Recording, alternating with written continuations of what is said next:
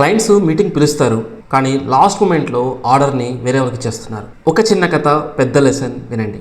హరి ఒక wedding planner company run చేస్తున్నాడు. తన సర్వీస్ బాగుంటుంది, డిజైన్స్ బాగుంటుంది, రివ్యూస్ కూడా బాగున్నాయి. కానీ ప్రాబ్లం ఏంటో తెలుసా? లాస్ట్ మూమెంట్లో కస్టమర్స్ ఆర్డర్ వేరే వాళ్ళకి ఇచ్చేస్తున్నారు. ఒకరోజు ఒక ఈవెంట్లో హరి మెంటర్ రవిని కలిసాడనమాట. హరి తన ప్రాబ్లం మొత్తం రవికి చెప్పాడు. దానికి రవి వచ్చి మేబీ కస్టమర్స్కి నీపైన ట్రస్ట్ బిల్డ్ అవ్వలేదేమో అన్నట్టుగా అన్నాడు అనమాట. దానికి హరి వచ్చి లేదు సార్, నేను రెగ్యులర్గా ఇన్స్టాగ్రామ్లో లైక్ యూట్యూబ్లో అన్నిట్లోనూ నా డిజైన్స్, నా వర్క్ మొత్తాన్ని షో చేస్తున్నాను. సో అక్కడ కూడా నేను ఇంకేం చేయాలో నాకు అర్థం కావట్లేదు అన్నట్టుగా అన్నాడు అనమాట. మరి మీటింగ్లో నువ్వు ఎలా మాట్లాడుతున్నావు ఒకసారి చెప్తావా నాకు అన్నట్టుగా అన్నాడు.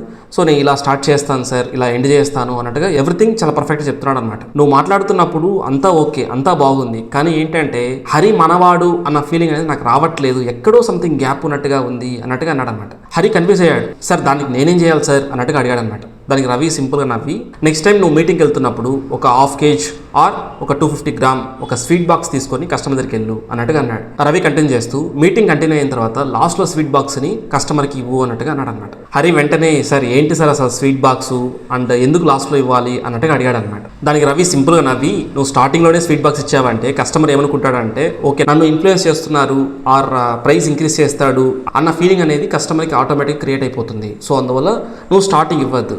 సో నువ్వు డిస్కషన్ మొత్తం కంప్లీట్ చేయి, లైక్ నీ డిజైన్స్ చూపించు, నీ బడ్జెట్ చెప్పు, అన్ని డిస్కషన్ కంప్లీట్ చేయి. డిస్కషన్ మొత్తం అయిపోయిన తర్వాత జస్ట్ నువ్వు లేచి సార్ మీరు ఆలోచించి చెప్పండి సార్ అని చెప్పేసి మా సైడ్ నుండి స్వీట్ బాక్స్ తీసుకోండి, శుభకార్యం గురించి మాట్లాడుతున్నాం కదా అని ఇవ్వండి.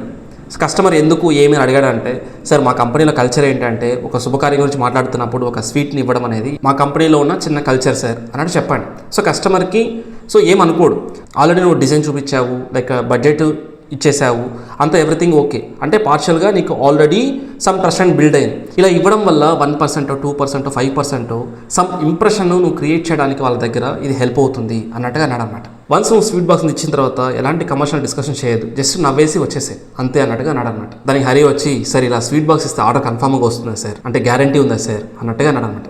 దానికి అగైన్ రవి నవ్వి బిజినెస్లో కన్ఫామ్గా ఆర్ ష్యూర్గా ఆర్ గ్యారంటీగా ఏది జరుగుతుందని మనం చెప్పలేము. మన సైడ్ నుండి మనం ఏం ప్రయత్నించాలో అది ప్రయత్నించాలా. సపోజ్ మనం రిలేటివ్స్ ఇంటికి వెళ్తాము, ఒక స్వీట్ బాక్సో పువ్వు పండో తీసుకెళ్తాం. ఇదేంటంటే మన కల్చర్ అనమాట.